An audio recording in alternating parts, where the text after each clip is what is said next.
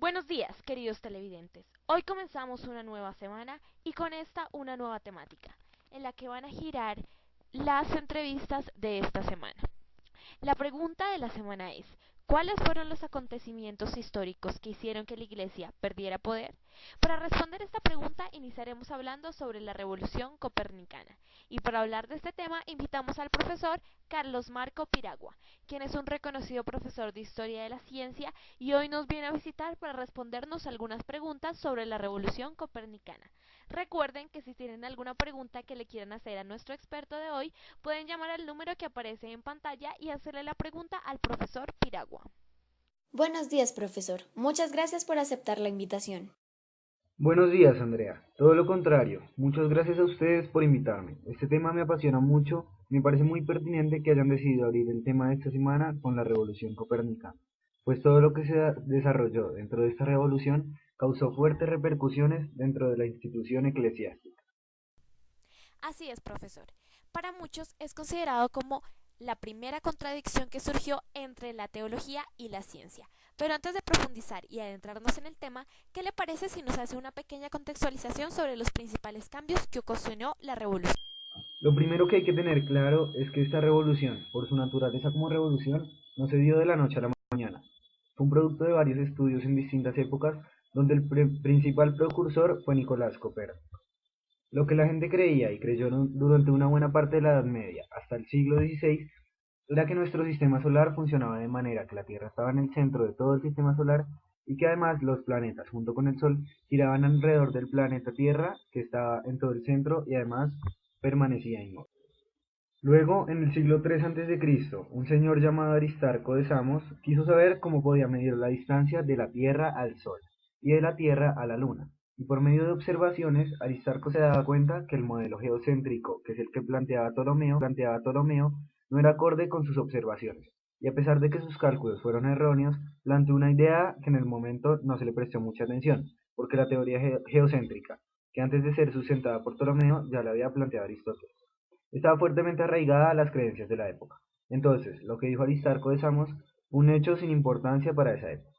Luego, en el siglo XVI, unos 1700 años más tarde que la época de Ptolomeo, Nicolás Copérnico publica un libro llamado Las revoluciones de los cuerpos celestes, en donde sustenta la hipótesis de un sistema solar donde el Sol es un foco del sistema solar y la Tierra se mueve alrededor de este.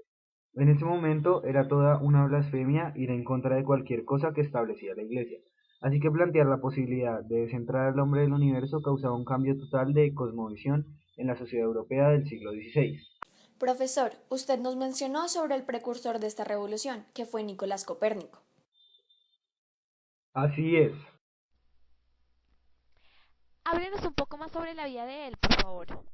Claro, pues Nicolás Copérnico nació en 1473 a finales del Medioevo, en Polonia. Estudió en la Universidad de Cracovia en el año 1500. En el año 1500 también, después de haber culminado sus estudios universitarios, viajó a Italia donde fue profesor de matemáticas. Luego regresó a Polonia y en 1243 publica Las revoluciones de los cuerpos celestes, en donde plantea la teoría heliocéntrica. Pero entonces, profesor, ¿por qué hay personas que dicen que la revolución copernicana no es el nombre correcto para la transición que hubo en el paradigma del orden del sistema solar?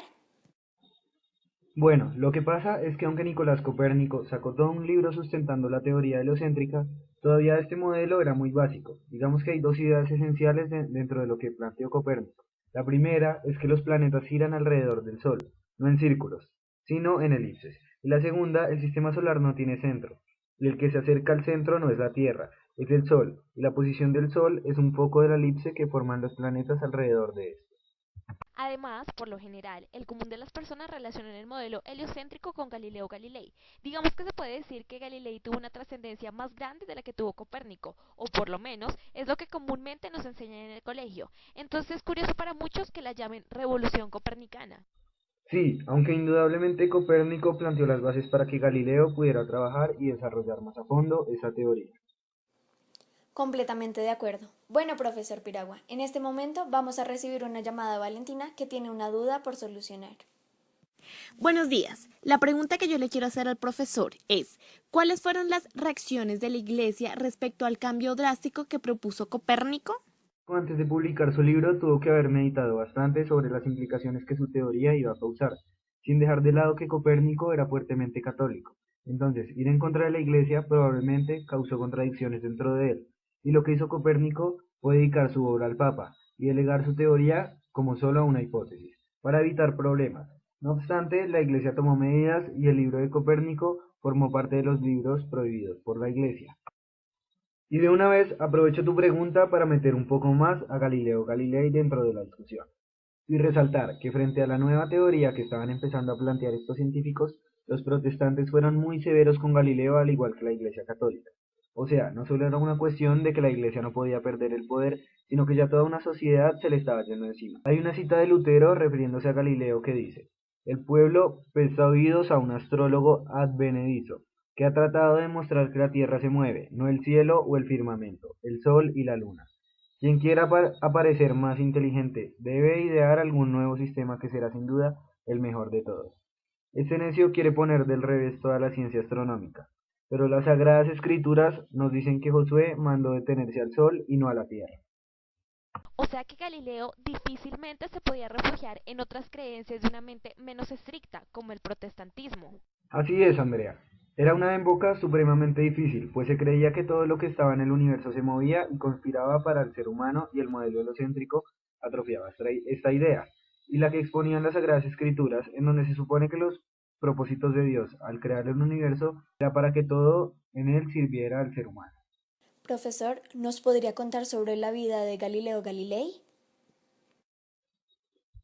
Galileo Galilei nació en 1564 en Pisa. Su padre fue matemático empobrecido. El conocimiento de las leyes que gobiernan el movimiento de los cuerpos comienza con él. Galileo diseña y construye por primera vez un telescopio, aunque la idea no fue de él.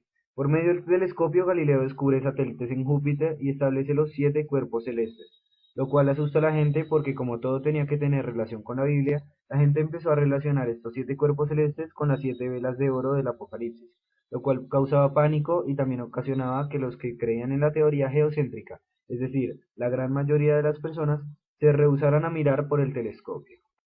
¿Y cómo ocurrió la retracción de Galileo? El 29 de febrero de 1616, Galileo se retracta. Luego, en 1623, el Papa era un amigo de Galileo, el cardenal Barberini, por lo cual Galileo coge confianza y de nuevo postula su teoría, pero la Iglesia nuevamente la recibió negativamente y fue llevado a la Inquisición, acusado de hereje, por lo cual tuvo que retractarse nuevamente. Bueno, profesor, le agradecemos mucho su participación. Lastimosamente se nos acabó el tiempo, pero aún faltan muchas cosas de las cuales hay que profundizar y debatir. Por ejemplo, ¿revolución copernicana realmente es un nombre correcto para esta revolución? Una pregunta que abordaremos en otra oportunidad, pero aún así pueden comentar y debatir en nuestro sitio web www.temasdesemana.com. Feliz día y nos vemos mañana con un experto sobre la teoría de la evolución de Darwin.